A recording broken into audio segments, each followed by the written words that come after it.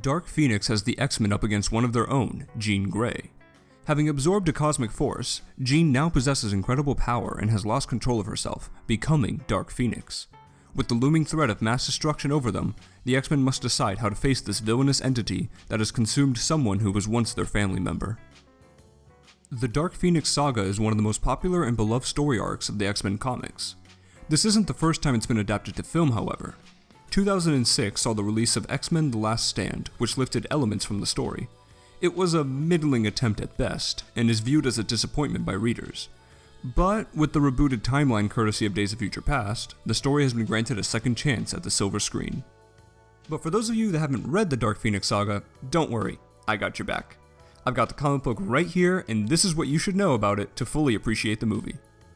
The cosmic substance inside Jean Grey has become active, transforming her into the evil Dark Phoenix. And that's about it. Yeah, nothing else was adapted.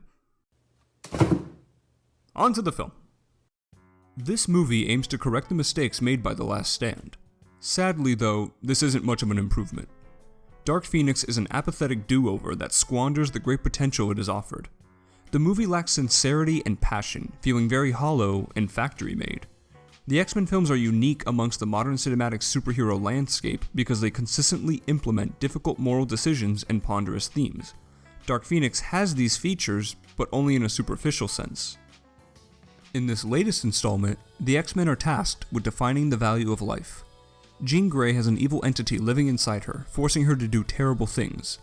Defeating her would save countless lives from eventual annihilation, but destroying the Dark Phoenix would also destroy Jean, leaving the X-Men with a complicated ethical decision to which there is no easy answer. But what should be a tragic tale is instead hampered by strange narrative directions. For instance, the Dark Phoenix alone is enough to fill the slot of the antagonist, but the film includes shape-shifting aliens that seek out the cosmic energy inside the young mutant. So now we have two external forces corrupting Jean, the Phoenix within her and the aliens. This shifts the central focus from Jean and the X-Men's internal war, where it should be, to a standard group of villains that are completely unnecessary to the plot. Additionally, Jean doesn't really do a whole lot in this movie as the Dark Phoenix. She kills a couple of people and threatens to harm several others, but beyond that, we're given very little reason to fear her. The danger she poses is treated more as a possibility, a future event. The mass destruction that everyone is afraid of never occurs within the movie. Jean is more like a ticking time bomb rather than the all-powerful being that she was in the comics.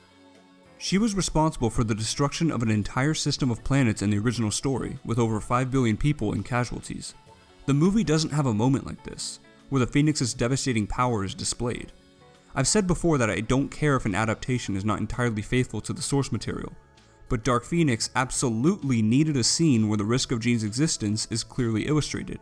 Without it, the movie loses its scope and stakes. The film mainly suffers from a drab script riddled with laughable lines, flimsy focus, and stale storytelling. Dark Phoenix is not all bad though. It has some interesting character interactions, a number of cool moments, and Hans Zimmer's score is wonderful.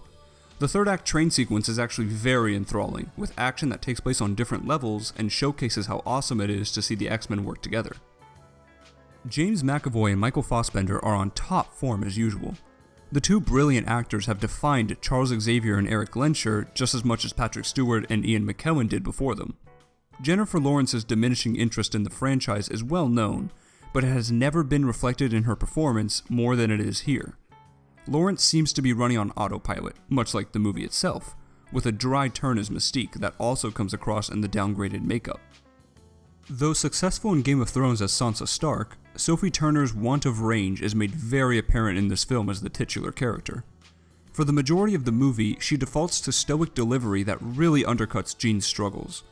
Granted, the script doesn't allow for much emotion, but I feel the character could have been handled better on both fronts. Jessica Chastain and the rest of the villains are veritably dull, with wooden mannerisms and minimal presence. Their involvement in the plot feels very tacked on. Dark Phoenix has endured countless negative reports for about over a year now, and even underwent extensive reshoots for several reasons. It's not the atrocity that many have claimed it to be, but it's not very good either. The movie never asserts its purpose. It's simply a picture that goes through the motions of your average comic book flick, without the essential ardor or sentiment to make it stand out. The script is uninspired, characters make baffling choices, and the villains are very poorly handled. Dark Phoenix has its great moments, and it is entertaining throughout, though not always for the right reasons.